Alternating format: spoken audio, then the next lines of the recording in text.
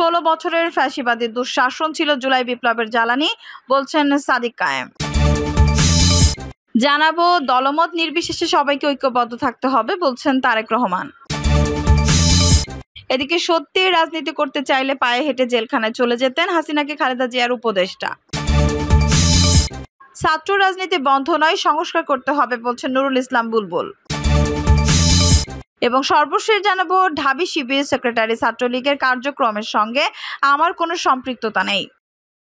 দর্শক শুনছিলেন সংবাদ শিরোনাম, এখন বিস্তারিত। সত্যি রাজনীতি করতে চাইলে পায়ে হেঁটে জেলখানায় চলে যেতেন হাসিনাকে খালেদা জিয়ার উপদেষ্টা। সাবেক প্রধানমন্ত্রী শেখ হাসিনার উদ্দেশ্যে বিএনপি চেয়ারপারসনের উপদেষ্টা জয়নুল আবেদিন ফারুক বলেছেন, আমি মনে করি আবার বাংলাদেশে ফিরে আসবেন, বাংলাদেশে আবার আপনি রাজনীতি করবেন। যদি এটি সত্য চাইতেন তাহলে পদত্যাগ করার পর আপনি পায়ে হেঁটে জেলখানায় চলে যেতেন। আপনার ভাষায়, আপনার কথায় যদি আপনার লক্ষ্যকর্মী থেকে থাকে, উন্নয়নের কথা বলে, সে আস্ফলন আপনি করেছিলেন, সেটা যদি আপনার মধ্যে থাকতো তাহলে আপনি পালিয়ে যেতেন না। জয়নুল আবেদিন বলেন, বাংলাদেশ জনগণের এখন একটাই দাবি, আপনার জঞ্জাল পরিষ্কার করুন, কিন্তু জনপ্রতিনিধিদের সুযোগ দিন যারা সংসদে গিয়ে সংবিধান প্রণয়ন ও পরিবর্তন করবে। তাই অনতিবিলম্বে একটি রোডম্যাপ দিন। জয়নুল আবেদিন আরো বলেন, ইলিশ মাছ তো পাঠালাম, আরো বেশি পাঠালে বেশি বেশি পানি ছেড়ে দিতে পারতো। বন্ধুবর ভারতকে আমরা প্রতিদিন বলে যাচ্ছি, বাংলাদেশের মানুষ আপনাদের কাছে গণতান্ত্রিক অধিকার, আপনার দেশের মতো নির্বাচন আশা করেছিল, কিন্তু আপনারা বাংলাদেশে এমন এক ব্যক্তিকে, এমন এক দলকে সহযোগিতা করেছেন যারা 1 মিনিট বাংলাদেশের গণতন্ত্রকে হত্যা করেছে, অসংখ্য মায়ের বুক খালি করেছে, সব নির্বাচন কুক্ষিগত করেছে, অধিকার প্রতিষ্ঠান আন্দোলনের রাস্তায় আমাদের গুলি করে মেরেছে, আবরারকে খুঁচিয়ে খুঁচিয়ে বিশ্ববিদ্যালয়ে খুন করেছে, বিশ্বজিৎকে রাজপথে কুপিয়ে হত্যা করেছে, দেশ থেকে 99,000 কোটি টাকা লুট করে নিয়েছে, মানুষের কথা বলার অধিকার কেড়ে নিয়েছে। আপনাদের উচিত ছিল শত শত মামলার আসামি শেখ হাসিনাকে বাংলাদেশ ফেরত পাঠানো। যদি আরো বলেন, এখন আবু সাইদ খোকন মুগ্ধর রক্তের গন্ধ নাক থেকে যায়নি, অথচ এরই মধ্যে আওয়ামী লীগের সহচর আমাদের প্রিয় খাগড়াছড়ি রাঙামাটিকে অস্থিতিশীল করার ষড়যন্ত্র লিপ্ত আছে। তাই ভারতকে বাংলাদেশের মানুষ কখনো বিশ্বাস করতে পারে না। আমরা আশা করেছিলাম শেখ হাসিনাকে আপনার ভারত অবিলম্বে হস্তান্তর করবেন, কিন্তু সেই বিশ্বাস আপনারা এখনো অর্জন করতে পারেননি। যদি বাংলাদেশকে ভালোবাসেন, বাংলাদেশের মানুষকে ভালোবাসেন, তাহলে আপনাদের উচিত বাংলাদেশে যারা এখন ভারতে আশ্রয় নিয়েছে তাদের এক এক করে হস্তান্তর করা। অন্তর্বর্তীকালীন সরকারের উদ্দেশ্যে তিনি আরো বলেন, যত অস্থিরতাই তৈরি করুক, আওয়ামী লীগ তাদের কাছে অত্যাধুনিক অস্ত্র আছে, অজস্র টাকা আছে, তারা এখন সংগঠিত হওয়ার চেষ্টা করছে। আমাদের চোখ কান খোলা রাখতে হবে। দলমত নির্বিশেষে সবাইকে ঐক্যবদ্ধ থাকতে হবে, বলছেন তারেক রহমান। শহীদদের আত্মত্যাগ ধরে রাখতে দলমত নির্বিশেষে সবাইকে ঐক্যবদ্ধ থাকতে আহ্বান জানিয়েছেন বাংলাদেশ জাতীয়তাবাদী দলের ভারপ্রাপ্ত চেয়ারম্যান তারেক রহমান। তারেক রহমান বলেন, আগামীতে ক্ষমতায় গেলে প্রত্যেক পরিবারকে খাদ্য সহযোগিতা হিসেবে ফ্যামিলি কার্ড দেওয়া হবে। শহীদদের আত্মত্যাগ ধরে রাখতে হলে দলমত নির্বিশেষে সবাইকে ঐক্যবদ্ধ হতে হবে, দলমত নির্বিশেষে সবাইকে নিয়ে দেশের উন্নয়ন করতে হবে। তারেক রহমান বলেন, রাজনৈতিক অধিকার প্রতিষ্ঠার পাশাপাশি দেশের অর্থনৈতিক মুক্তির জন্য সবাইকে ঐক্যবদ্ধ হয়ে কাজ করতে হবে। জনগণের নির্বাচন সরকার ছাড়া দেশের উন্নয়নের অগ্রগতি সম্ভব নয়, এজন্য দরকার ভোটের মাধ্যমে নির্বাচন, জনগণের সরকার। জনগণের অধিকার প্রতিষ্ঠার জন্য জুলাই বিপ্লবে অসংখ্য ছাত্র জনতা শহীদ হয়েছে, তাদের কাঙ্ক্ষিত স্বপ্ন বাস্তবায়িত হবে। তিনি আরো বলেন, ভবিষ্যতে বিএনপি সরকার গঠন করলে বাংলাদেশে কতগুলো পরিবার আছে আমরা তা নির্দিষ্ট করব। আমরা রাষ্ট্রের পক্ষ থেকে একটি করে ফ্যামিলি কার্ড প্রত্যেকটি পরিবারের করে দেব। এই ফ্যামিলি কার্ডটি হবে পরিবারের মায়ের অথবা গৃহিণীর নামে। এই কাজটি প্রথমে গ্রাম থেকে, তারপর ধীরে ধীরে শহর, থানা, উপজেলা ও জেলা পর্যায়ে করব। এই ফ্যামিলি কার্ডে একটি পরিবারের মাসিক প্রয়োজন ও ভোগ্যপণ্যের কিছু অংশ এই কার্ডের মাধ্যমে পাওয়া যাবে। ছাত্র রাজনীতি বন্ধ নয়, সংস্কার করতে হবে, বলছেন নুরুল ইসলাম বুলবুল। ছাত্র রাজনীতি বন্ধ নয়, বরং সংস্কার করতে হবে বলে মন্তব্য করেছেন বাংলাদেশ জামায়াত ইসলামীর কেন্দ্রীয় নির্বাহী পরিষদ সদস্য ও ঢাকা মহানগর দক্ষিণের আমির মোহাম্মদ নুরুল ইসলাম বুলবুল। তিনি বলেন, ছাত্রদের কল্যাণে বাংলাদেশ এবং দেশ কল্যাণে ছাত্র রাজনীতি ঢেলে সাজানোর উদ্যোগ এখনই নিতে হবে। বিচার বহির্ভূত কোনো হত্যাকাণ্ড আমরা প্রশ্রয় দেব না। আমরা এটাকে অন্যায় এবং ফ্যাসিবাদের অংশই মনে করি, যারা সুকৌশলে এখন 5 আগস্টের প্রশ্নবিদ্ধ করতে বিচার বহির্ভূত হত্যাকাণ্ড করছে। এখনই তাদের মূলোৎপাটন করতে হবে। বৈষম্যবিরোধী ছাত্র আন্দোলনে শহীদদের পরিবারের সদস্যদের সঙ্গে মত বিনিময় ও আর্থিক অনুদান প্রদান উপলক্ষে এই অনুষ্ঠানের প্রয়োজন করা হবে। এ সময় জুরাইনে 14 শহীদের পরিবারকে 2 লাখ টাকা করে মোট 28 লাখ টাকার আর্থিক অনুদান প্রদান করা হয়। অনুষ্ঠানের প্রধান অতিথির বক্তব্যে নুরুল ইসলাম বুলবুল বলেন, আমরা রাষ্ট্রের কাছে দাবি জানাই, ফ্যাসিস্ট সরকার এবং তাদের দোসররা বাংলাদেশ থেকে যে হাজার হাজার কোটি টাকা বিদেশে পাচার করেছে, সেই টাকা দেশে ফিরিয়ে এনে শহীদ এবং আহতদের পরিবারের সদস্যদের সামাজিকভাবে প্রতিষ্ঠিত করার কাজে লাগাতে হবে। আহতদের উন্নত চিকিৎসার জন্য বিদেশে পাঠানোর ব্যবস্থা করতে হবে। 16 বছরের ফ্যাসিবাদী দুঃশাসন ছিল জুলাই বিপ্লবের জ্বালানি, বলছেন সাদিক কায়েম। ঢাকা বিশ্ববিদ্যালয়ের শাখা ছাত্র শিবিরের সভাপতি সাদিক কায়েম বলেছেন, জুলাই বিপ্লব ছিল সর্বস্তরের নিপীড়নের চূড়ান্ত সম্মিলিত বিক্ষুব্ধ বিস্ফোরণ।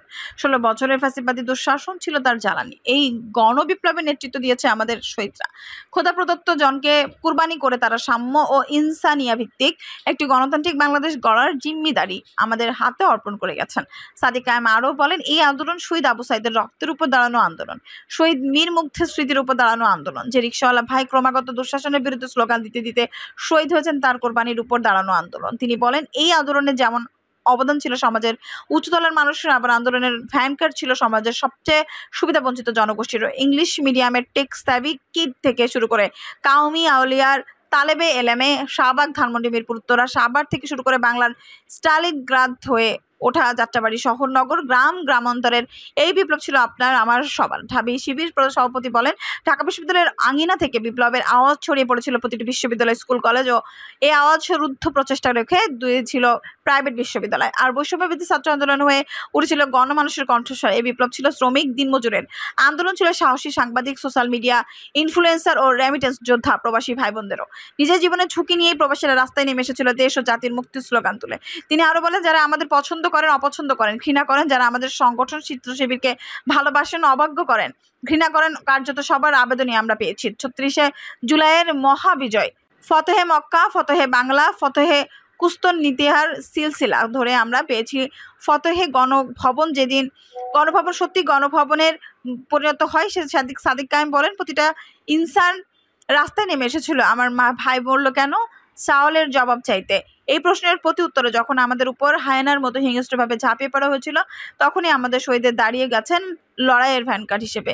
এই আন্দোলনের সমস্ত কর্তৃত্ব আমাদের শহীদ ও হাত পা চোখে হারানো সহ নানাভাবে আহত ভাই বোনের, যাদেরকে বুলেটের গুলি কিংবা জুলুম কোনো কিছুই দামিয়ে রাখতে পারেনি, তারা একজন শহীদ হওয়ার পরে আরেকজন দাঁড়িয়ে গেছেন দুঃশাসন ও স্বৈরাচার মুক্ত বাংলাদেশের আকাঙ্ক্ষাকে বুকে নিয়ে। তিনি বলেন, শত জুলুম এবং স্লো পয়জনিংয়ের মুখে সাবেক প্রধানমন্ত্রী বেগম খালেদা জিয়া ও তার দল বিএনপি নির্বাচনে না যাওয়া, জামায়াত ইসলামী সহ 1.5 যুগ ধরে তিলে তিলে ইনকিলাবের জমিন চাষ করার জুলুম সব বিরোধী দল ইলিয়াস আলী, মাইকেল চকমা, ব্যারিস্টার আরমান ও জেনারেল আজমি থেকে শুরু করে ফাঁসি ও গুম ক্রসফায়ারে হারিয়ে যাওয়া আমাদের সব সিপাহ সালার ও সহযোদ্ধা, শাপলা সহবাগ দ্বন্দ্বকে পাশে রেখে শহুরে মধ্যবিত্ত জনগোষ্ঠীর সমর্থন ভাইদের হেফাজতের ঢাল হিসেবে বোনদের বুনায়ন মারসুম তথা সিসা ঢালা প্রাচীর হিসেবে দাঁড়িয়ে যাওয়া ফ্যাসিস্ট সাম্প্রতিক রাজনীতি ও সর্বপ্রকার ব্ল্যাকমেইলকে উপেক্ষা করে পাহাড় সমতলে ধর্মীয় নৃতাত্ত্বিক সংখ্যালঘুদের সহযোদ্ধা হয়ে ওঠা মাদ্রাসা তালেবে এলাম এবং আলেম ওলামার আকাতরে জান মালের কোরবানি এবং ফ্যাসিবাদ বিরোধী সব ছাত্র সংগঠনের স্বতঃস্ফূর্ত অংশগ্রহণ এই ইনকলাবের স্বপ্নকে বাস্তবে রূপ দিয়েছে। ঢাবি শিবির সভাপতি আরো বলেন, বিডিআর বিদ্রোহ থেকে আয়নাঘর, শাপলা থেকে শুরু করে মোদি বিরোধী আন্দোলন, শেয়ার বাজারে নিঃস্ব মজুম পরিবার থেকে শুরু করে সাংবাদিক সাগরুণীর সন্তান মেঘ, 16 বছরের ফ্যাসিবাদী দুঃশাসন ছিল জুলাই ইনকলাবের জ্বালানি, আর শহীদরা ছিল সীমাহীন উজ্জ্বল স্ফুলিঙ্গ। সাদিক কায়েম বলেন, শহীদ গাজীর স্বাধীন বাংলাদেশ আমরা যারা জিন্দা আছি তাদের সামনে এক সুদীর্ঘ পথ। আমাদের শহীদদের স্বপ্ন পূরণের জন্য একটি সুখী এবং সমৃদ্ধ বাংলাদেশ গড়ে তুলতে হবে। ঐক্যবদ্ধভাবে আমরা কামিয়াব না হলে বিফল হয়ে যাবে 47, 71 ও 24-এর সব শহীদের রক্ত। আমাদের দৃষ্টিপাত হারানো ভাইদের দৃষ্টিশক্তি কোরবানি বিফলে চলে যাবে। যদি আমরা বৈষম্যহীন, স্বাধীন ও সার্বভৌম বাংলাদেশ গড়ে তুলতে না পারি সর্বশেষ তিনি বলেন, আল্লাহ রাব্বুল আলামিন আমাদের শহীদদের প্রত্যেককে শাহাদাতের সর্বোচ্চ মর্যাদা দান করুন। আমাদের রক্তের হক আদায় করে আমাদের একটি সুখী, সমৃদ্ধ, পারস্পরিক শ্রদ্ধাপূর্ণ এবং ঐক্যবদ্ধ বাংলাদেশ গড়ার তৌফিক দিন, আমিন। ঢাবি শিবির সেক্রেটারি ছাত্রলীগের কার্যক্রমের সঙ্গে আমার কোনো সম্পৃক্ততা নেই। ঢাকা বিশ্ববিদ্যালয় শাখা ইসলামী ছাত্র শিবিরের সভাপতির পরিচয় প্রকাশের পর এবার প্রকাশ্যে এসেছে সেক্রেটারি পরিচয়। তার নাম SM ফরহাদ। তার পরিচয় প্রকাশ্যে আসার পর এই নিয়ে আলোচনা সৃষ্টি হয়েছে, কারণ তিনি ছাত্রলীগেরও পদধারী ছিলেন। ফলে বিপক্ষে কথা হয়েছে, নেতৃত্ব ছিলেন বৈষম্যবিরোধী ছাত্র আন্দোলনেরও। জানা যায়, SM ফরহাদ ঢাবির সমাজ কল্যাণ ও গবেষণা ইনস্টিটিউটে 2017-18 শিক্ষাবর্ষের এই শিক্ষার্থী। তিনি থাকতেন বিশ্ববিদ্যালয়ের কবি জসিমউদ্দিন হলে। ঢাবি শাখা শিবিরের সভাপতি সাদিক কায়েম বিষয়টি সত্যতা জানিয়েছেন। সাদিক কায়েম বলেন, ছাত্র শিবিরের ঢাকা বিশ্ববিদ্যালয়ের শাখা পুরো কমিটির তালিকা খুব দ্রুতই প্রকাশ করা হবে। গত 15.5 বছর ফ্যাসিবাদী সরকার আমাদের আন্ডারগ্রাউন্ড পলিটিক্স করতে বাধ্য করেছে। পরিচয় প্রকাশ্যে আসার পর খোঁজ নিয়ে জানা যায়, বিশ্ববিদ্যালয়ের শাখা ছাত্রলীগের প্রকাশিত এক কমিটিতে নাম রয়েছে SM ফরহাদের। তিনি 2022 সালের নভেম্বর ঘোষিত ঢাকা বিশ্ববিদ্যালয়ের সমাজ কল্যাণ ও গবেষণা ইনস্টিটিউট শাখা ছাত্রলীগের যুগ্ম সাধারণ সম্পাদক এ নিয়ে ফেসবুকে পক্ষে বিপক্ষে নানা আলোচনা রয়েছে। ছাত্রলীগের সঙ্গে সম্পৃক্ততা নিয়ে জানতে চাইলে ঢাবি শিবির সেক্রেটারি জাগো নিউজকে বলেন, ডিপার্টমেন্টের কমিটিতে কাকে রাখা হবে সেটা সংশ্লিষ্ট ছাত্রলীগের সিদ্ধান্ত। সেখানে আমাকে কেন জড়ানো হচ্ছে? সেখানে আমি ডিপার্টমেন্ট ছাত্রলীগের কোনো কর্মসূচির সঙ্গে কোনোভাবেই সম্পৃক্ত নই। এই বিষয়টিকে আমরা ফ্যাসিবাদ বিরোধী আন্দোলনের স্পিরিট ধ্বংস করার ষড়যন্ত্র মনে করি। এ বিষয়ে এস এম ফরহাদ জাগো নিউজকে বলেন, আমি হল ডিবেটিং ক্লাবের সভাপতি ও ডিপার্টমেন্ট ডিবেটিং ক্লাবের সেক্রেটারি হিসেবে দায়িত্ব পালন করার সময় ডিবেটের বিভিন্ন আয়োজনে বিভিন্ন রাজনৈতিক ব্যক্তিবর্গের উপস্থিতি থাকার ছবি সোশ্যাল মিডিয়ায় দেখা যাচ্ছে, যারা সবসময় ছিল ডিবেট ক্লাব সংশ্লিষ্ট আয়োজন, কোনো রাজনৈতিক আয়োজন নয়। এর আগে ফরহাদের নামের সঙ্গে মিল থাকলে এস এম ফরহাদ নামে ছাত্রলীগের অন্য কমিটির অন্যজনের নাম মিলিয়ে তার ছাত্রলীগের কমিটি থাকার বিষয়টি প্রকাশ পায়। দর্শক, এই ছিল এখনকার সর্বশেষ সংবাদ। নিউজটি ভালো লাগলে অবশ্যই একটা লাইক দিন, কমেন্টে আপনার মূল্যবান মতামত জানান। সবসময় আমাদের পাশে থাকতে সাবস্ক্রাইব করে বেল বাটনটি অন করে রাখুন। ধন্যবাদ।